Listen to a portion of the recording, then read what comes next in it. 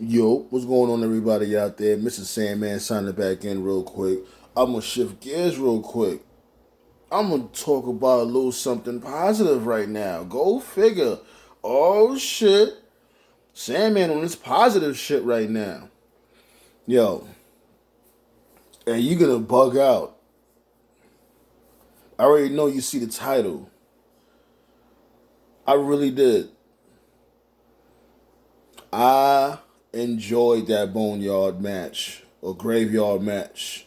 I know you can't call it a graveyard match. They didn't want to call it that because of the certain circumstances that's going on right now.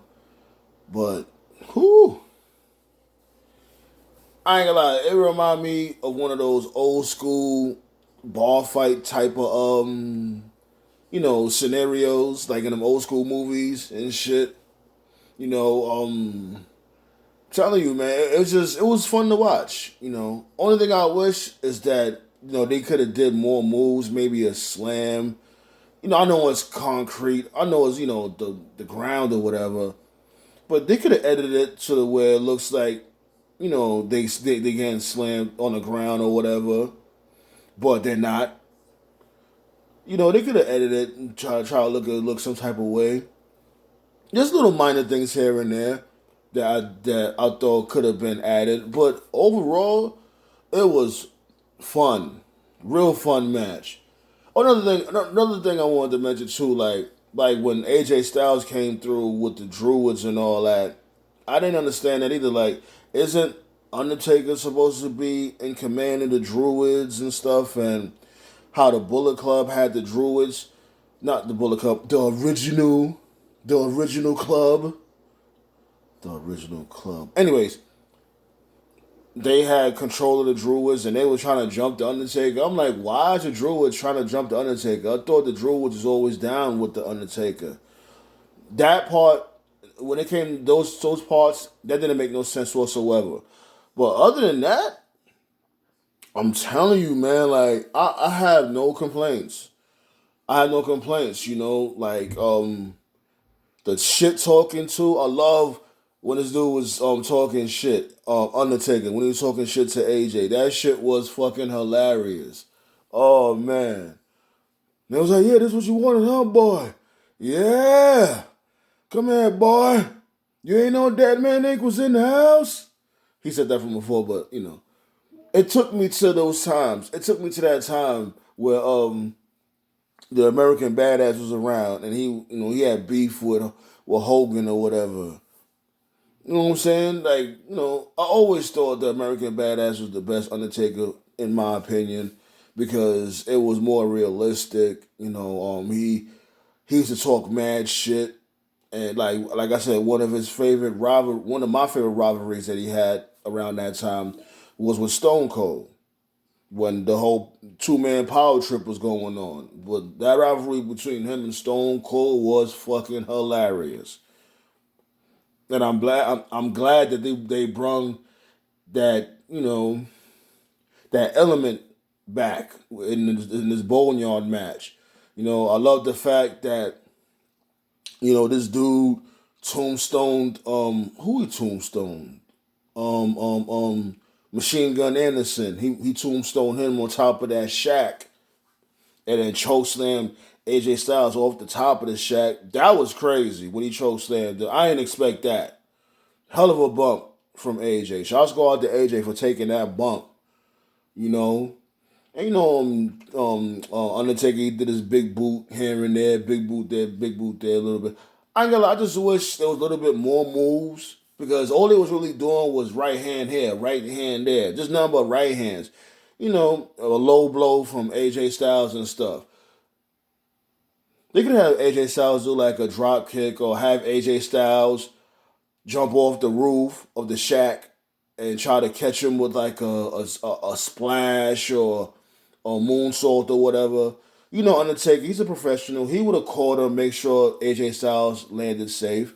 But like I said, just little mini gripes, just little shit, nothing too crazy that I can really complain about. Because as a whole, I really loved the match. I loved it, and when this dude Undertaker came through with a motorcycle and he was playing. Damn, I forgot what band was playing. I'm mad I forgot. But he came through. They was playing, having the heavy metal playing, and it just fitted the whole American Badass shit. It fit, and they was in the woods and all. Everything was dark and gloomy and creepy, and it fit so well. And then when the match was over, of course we know Undertaker won. When the match was over, he threw up the fist, and you see the Undertaker logo show with the flames and all that stuff. Oh, speaking of the flames, another part I thought that was pretty cool was when they was on the roof of the shack. AJ and Undertaker, they was on the roof of the shack, and AJ was backing up like, "Yo, I buried you. I buried you. Stay away from me.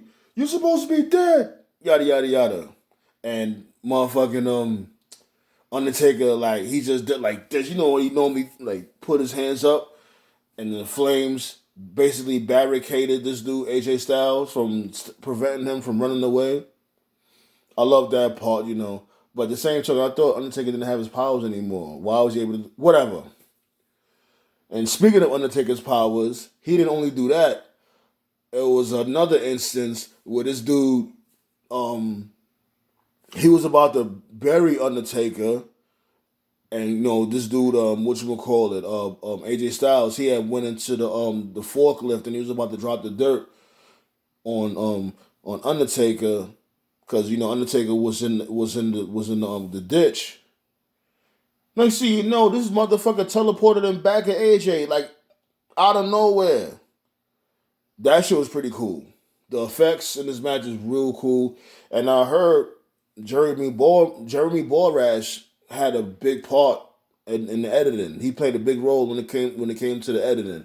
So shouts go out to Jeremy Borash. For y'all that don't know, he came from TNA. He just showed up in WWE like, I think since like what, a year, I think. If I'm not mistaken, Jeremy Borash been in WWE, but he came from TNA. So shots go out to Jeremy Borash for doing a hell of a job. Now, I just hope they don't just continue on with this shit. You know what I'm saying? It was good, and I'm glad, like I said from another video, I'm glad that they letting, like, I like when WWE gets creative. Because they can get creative. They can. They just refuse to because they're fucking lazy. With this whole COVID going on, it's like they forced to be creative. And they, like I said, they did a great job when it came to the Boneyard match. It was fun. It was fun to watch. The sound effects was good. The editing was great. Like I said, it needed more moves. Because right hand, just keep right hand. It was cool. It was cool, But, I think it needed like a little bit more. Like, maybe like a move or two. It was just one part.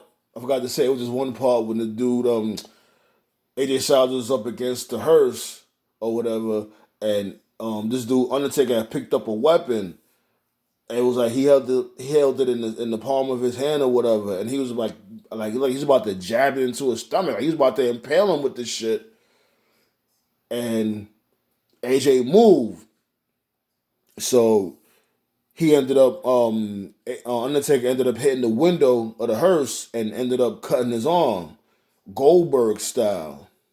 Like, that was pretty crazy. Like, it's just funny how they ended up doing that spot that Goldberg infamously almost died from when he was in WCW, when he was hitting the limo and he broke the window, and Goldberg was on the same WrestleMania card. Pretty crazy. But long story short, definitely loved the match. And I know y'all motherfuckers like, oh, I can't believe this dude, Sandman, actually liking something that Undertaker did. Yeah, I give credit when it's due. It was a good match. It was fun. I won't even call it a match. It was a good brawl. It was a fun brawl to watch. And when you get the time, if you haven't seen it, go check it out. If you have the network, go check it out. I think it's on YouTube also, if I'm not mistaken. Yeah, so go check it out, man. It's a fun brawl to watch. And kudos goes out. Kudos goes out to Jeremy Borash. You know what I'm saying? Peace out, motherfuckers.